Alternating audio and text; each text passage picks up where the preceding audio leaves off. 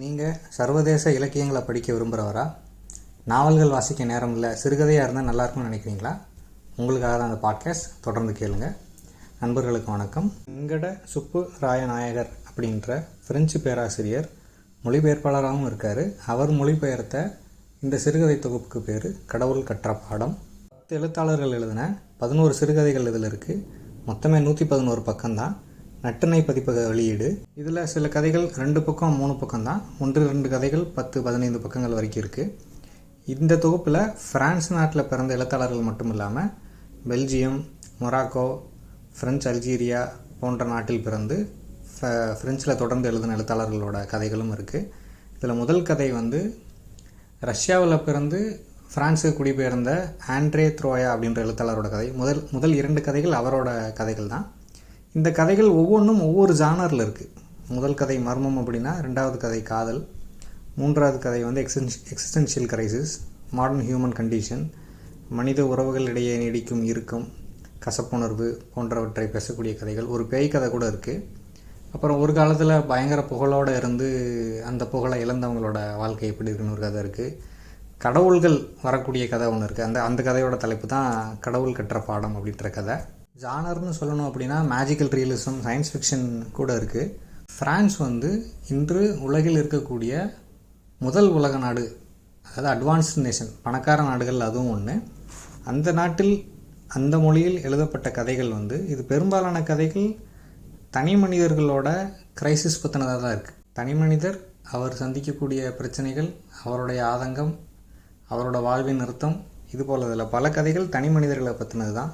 தோளில் மீது ஒரு கை, கடவுள் கற்ற பாடம், கடவுளாக ஒரு தனி மனிதர் இருக்கார், அவருக்கு என்ன, எந்திராணி எங்கேன்னு சொல்லி ஒரு அதான் சயின்ஸ் ஃபிக்ஷன். கடிகாரத்தின் அதிகாரம்னு ஒரு கதை இருக்குது. அப்புறம் சிலை அப்படின்ற கதை, ஆவிகள், பேய், அந்த ஆவிகள் அப்படின்ற கதை தான் அந்த பேய் கதை. இறுதி அஞ்சலி அப்படின்ற கதை ஒரு அண்ணன் தம்பிக்கு இடையிலான உறவு. இது தம்பியோட மன ஓட்டம் மட்டும்தான். 3 பக்கம் தான் அந்த கதை. அந்த 3 பக்கத்தில் தம்பி அண்ணனோட இறுதிச் சடங்கு அன்னைக்கு அவர் மனதில் எழும் அலையலையாக எழும் அந்த ஒரு மன ஓட்டம், பிறந்ததிலிருந்து இறுதி வரைக்கும் அந்த அண்ணன் தம்பி உறவு எப்படி இருந்தது. முத்துக்குமார் எழுதின அணிலாடும் முன்றில் அப்படின்ற அந்த புத்தகத்தில் அவர் தொடர்ந்து ஒவ்வொரு அத்தியாயமும் ஒவ்வொரு உறவை பற்றி, அம்மா அப்பான்னு ஆரம்பித்து 20 அத்தியாயங்களில் 20 உறவுகளை பற்றி அவர் சொல்லியிருக்காரு. அதில் தம்பியை பற்றி சொல்லும்போது, தம்பி என்பவன் தன் அண்ணனுக்காக இன்பங்களை தொலைத்தவன் அப்படின்னு சொல்லியிருப்பார். இந்த கதையை படிக்கும்போது தான் அந்த வரிக்கான அர்த்தம் நமக்கு புரியும். இறுதி கதை ஒரு கேங்ஸ்டர் டைப்பு கதை. அந்த கதையோட தலைப்பு துப்பாக்கி துணை. இப்போ இதில் நான் இன்னும் சில கதைகளோட சுருக்கமான அறிமுகத்தை சொல்லிவிட்டு நான் அந்த பாட்காஸ்ட்டை கம்ப்ளீட் பண்ணுறேன். நீங்கள் வாய்ப்பு இருந்த அந்த கதைகளை வாசித்து பாருங்கள். இதில் முதல் கதை எங்கள் சிறந்த வாடிக்கையாளருக்கு ஆண்ட்ரே த்ரோயா அப்படின்றவங்க எழுதினது. இந்த கதையில் ஒரு தம்பதி இருக்காங்க. அதில் அந்த தம்பதிகளில் அந்த பெண் தான் மிக வலிமையானவர், திடகாத்திரமானவர். ஆண் கொஞ்சம் வீக்கானவர் தான், மென்மையானவர் தான்.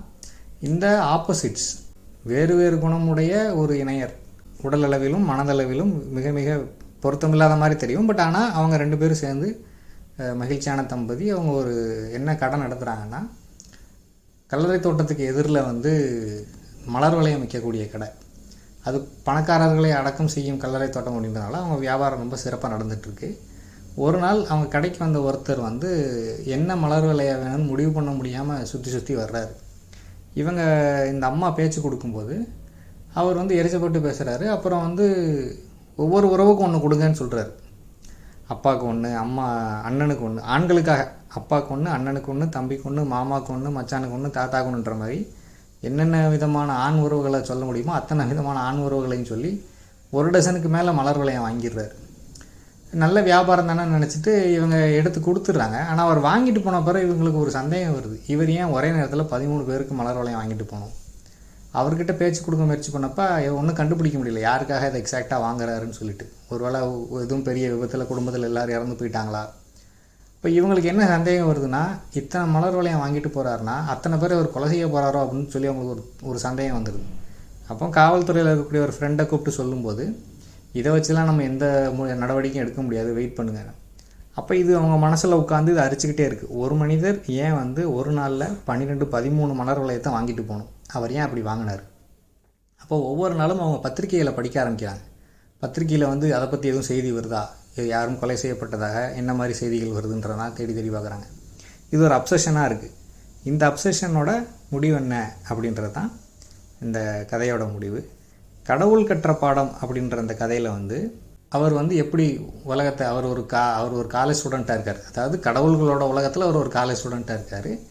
அங்கே ஒவ்வொரு வருஷமும் என்ன சொல்லித்தராங்க, முதல் வருஷம் செடி கொடிகளை முதல் வருஷம் தாது பொருட்களை உருவாக்க சொல்லி தருவாங்க. 2வது வருஷம் செடி கொடிகளை உருவாக்க சொல்லி தருவாங்க. 3வது வருஷம் விலங்குகளை உருவாக்க சொல்லி தருவாங்க. 4வது வருஷம் தான் மனிதர்கள் பக்கத்திலே விடுவாங்க. அப்போ இந்த கடவுள்கள் எப்படி வெவ்வேறு கலாச்சாரங்களை உருவாக்குறாங்க, எப்படி அவங்களுக்கு ஆயுதங்களை உருவாக்கக்கூடிய சிந்தனையை அளிக்கிறாங்க, எப்படி அதில் ஒருத்தரை தேர்ந்தெடுத்து அவரோட கனவில் மக்களை சில விஷயங்களை செய்ய சொல்கிறாங்க. இந்த மாதிரிலாம் அவர் சொல்லிகிட்டே வர்றார். இது ஒரு பகடி கதை தான். நீங்கள் கவனிச்சிருக்கலாம். கொஞ்ச நாளைக்கு முன்னாடி ஒருத்தர் சொல்லிட்டாரு, ஒரு நாட்டோட தலைவர்னு வச்சுக்கோங்க, நான் மனிதனாக பிறக்கலை, நான் ஒரு அவதாரன்ற மாதிரியே அவர் சொல்லிட்டார். அப்போ இந்த கதை கடவுளாக தோற்றம் தர விரும்பும், கடவுளாக நடிக்கும், மனிதர்களை கிண்டல் செய்யக்கூடிய கதைன்னு சொல்லலாம். இப்போ இதில் விஷ்ணுவும் ஒரு கேரக்டராக வர்றார். கடவுள் விஷ்ணுவும் கேரக்டராக கேட்குறாரு, நாம் அவங்கள ஆட்டி வைக்கிற மாதிரியே நம்மளை ஆட்டி வைக்கிறவங்க இருக்காங்க இல்லையா அப்படின்ற மாதிரி கேட்குறாரு. அதுக்கு இந்த கதையை சொல்லிட்டு வர்ற கடவுள் இல்லை அப்படிலாம் இல்லைன்னு சொல்லி அதை ஒத்துக்கிட மாட்டேங்கிறார். அப்புறம் எந்திரா நீ எங்கேன்னு சொல்லி ஒரு சயின்ஸ் ஃபிக்ஷன் கதை இருக்குது. அதில் ஒரு பர்ஃபெக்டான ஒரு எந்திரத்தை உருவாக்குறாங்க, ஒரு ரோபோ. ஆனால் உருவத்தில் பார்க்குறதுக்கு ஒரு சாதாரண மனுஷனை போல தான் அவர் வச்சுருக்காங்க. ஏன் அப்படின்னா ரொம்ப ஹேண்ட்ஸமாக வச்சா எல்லோரும் பொறாமப்படுவாங்கன்னு சொல்லிட்டு. ஆனால் ஒவ்வொரு இடமா ஒரு வேலைக்கு வைக்கும்போது அங்கே உள்ள எல்லாரையும் விட ஒரு திறமையாக வேலை செய்யவும், இந்த ரோபோ வேலை செய்யவும் மற்றவங்க பொறாமப்படுவாங்கன்னு சொல்லிட்டு இவரை உடனே அங்கேருந்து அடுத்தடுத்த லெவலுக்கு கொண்டு போகிறாங்க. அப்புறம் எப்பவும் பிஸியாக இருக்கிற மாதிரியே அவரை ஒரு வேலை கொடுக்குறாங்க. ஒவ்வொரு ஊராக ஒவ்வொரு நாடாக ட்ராவல் பண்ணி போய் அங்கேருந்து ரிப்போர்ட் அனுப்புகிற மாதிரி எல்லாம் பண்ணுறாங்க. திடீர்னு ஒரு நாள் அங்கே அந்த ரோபோ கிட்டேருந்து கம்யூனிகேஷன் நின்று போயிடுது. என்ன ஏதுன்னு தேடி பார்க்கும்போது அந்த ரோபோ என்னாச்சு அப்படின்றது ஒரு சஸ்பென்ஸான முடிவு. அப்புறம் இந்த தனி மனிதர்களோட கிரைசிஸ், எக்ஸிஸ்டென்ஷியல் கிரைசிஸ்ன்னு சொல்லுவாங்க. ஒரு நவீன கலாச்சாரத்தில், நவீன தொழிற் சமூகத்தில், இண்டஸ்ட்ரியலைஸ் சொசைட்டி, வேலை, வாழ்க்கை, கேளிக்கை, இப்படியே ஒரு செக்கு மாட்டு வாழ்க்கை வாழக்கூடிய ஒரு சூழ்நிலைக்கு ஆளானவங்களோட அந்த கிரைசிஸை பற்றி சொல்லக்கூடிய 2 கதைகள் இருக்குது. அது ஒன்று தோளின் மீது ஒரு கை.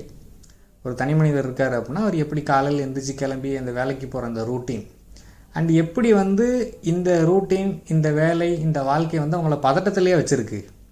இப்போ நம்ம நாட்டில் ஒருத்தர் டிவியில் வரப்போகிறாரு அப்படின்னா எல்லாம் பயப்படுறாங்க. அவர் முன்னாடி நைட்டு வரப்போகிறாருன்னா காலையில் 11 மணிலேருந்து ஃப்ளாஷ் பண்ண ஆரம்பிச்சுடுறாங்க, இன்றைக்கி தோன்றி பேசுவார்னு சொல்லிட்டு. அப்போ இது இந்த நாட்டில் ஒவ்வொரு நாளும் மாறக்கூடிய சட்டத்திட்டங்கள், கண்காணிப்பு, இந்த முறைகளை நினச்சி பயப்படக்கூடிய ஒருத்தர், அவரோட மன ஓட்டம், அவர் ட்ரெயினில் ட்ராவல் பண்ணி வரும்போதோ இல்லை அவர் ட்ரெயினில் ட்ராவல் பண்ணுற மாதிரி கனவு கண்டுக்கிட்டு இருக்காருன்னு சொல்லலாம். நீங்கள் ஒவ்வொரு முறை வாசிக்கும்போது ஒவ்வொரு மாதிரி அர்த்தம் தரக்கூடிய கதை இது. அப்புறம் கடிகாரத்தின் அதிகாரம் அப்படின்னு ஒன்று இருக்குது. அதுவும் அதே தான். நம்ம எப்படி we are tied to our clocks. நம்ம கடிகாரம் எப்படி நம்ம வாழ்க்கையை தீர்மானிக்குது. நீங்கள் மணி பார்க்க தெரிஞ்சிருச்சு அப்படின்னா நீங்கள் இன்பங்களை இழந்துட்டீங்க வாழ்க்கையில். அது வரைக்கும் தான் நீங்கள் உண்மையிலே மகிழ்ச்சியாக இருந்திருக்கீங்க ஒரு குழந்தையாக. இப்போ அதை பற்றி ஒரு கதை. அண்ட் இந்த பேய் கதை ஒன்று இருக்குது. ஸோ நீங்கள் வாய்ப்பு இருந்தால் அந்த கதைகளை வாசித்து பாருங்கள். எல்லாமே சுவாரஸ்யமான கதைகள். 11 கதைகள் இருக்குது அப்படின்னா நீங்கள் 11ஐயும் ஒரு 2-3 மணி நேரத்துக்குள்ளே படிச்சிடலாம். மொத்தமே 111 பக்கம்தான். மொழியும் ரொம்ப ரொம்ப வாசிப்பதற்கு உகந்த மொழி தான். அதில் உள்ள நகைச்சுவை அது எல்லாமே அப்படியே இதில் சிறப்பாகவே அமைஞ்சிருக்குன்னு சொல்லலாம். இவ்வளோ நேரம் பொறுமையாக கேட்டதுக்கு நன்றி. வணக்கம்.